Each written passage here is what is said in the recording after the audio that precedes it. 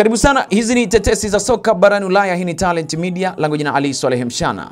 Mshambuliaji wa Manchester City Erling Haaland amekuwa kivutio kikubwa kwa rais wa Barcelona Joan Laporta, ambaye ana uhakika mchezaji huyo wa kimataifa Norway mwenye umri wa miaka 25 atajiunga na klabu hiyo ya La Liga siku zijazo.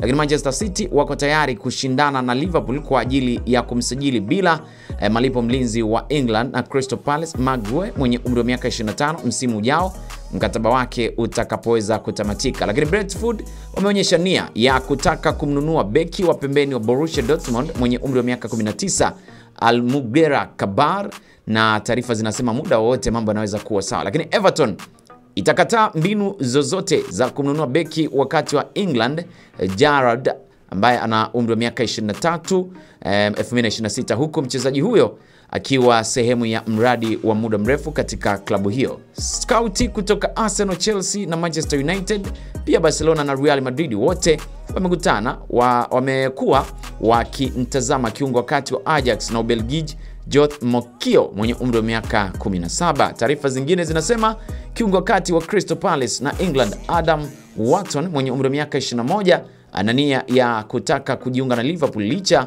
ya kutakiwa na Real Madrid, Chelsea na Manchester United. Lakini mgombea urais wa Benfica Cristóvão Carvalho anasema kuwa atamfukuza kocha Bruno Lage na kujaribu kumshawishi kocha wa zamani wa Liverpool Jurgen Klopp kuchukua nafasi yake iwapo atachaguliwa mwezi ujao.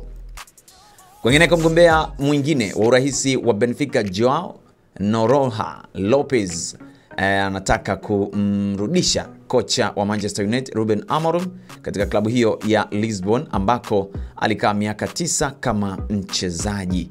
Hizo ni tetesi za soka barani Ulaya leo siku ya Jumanne ya tarehe 16 ya mwezi wa 9 2025. Asante.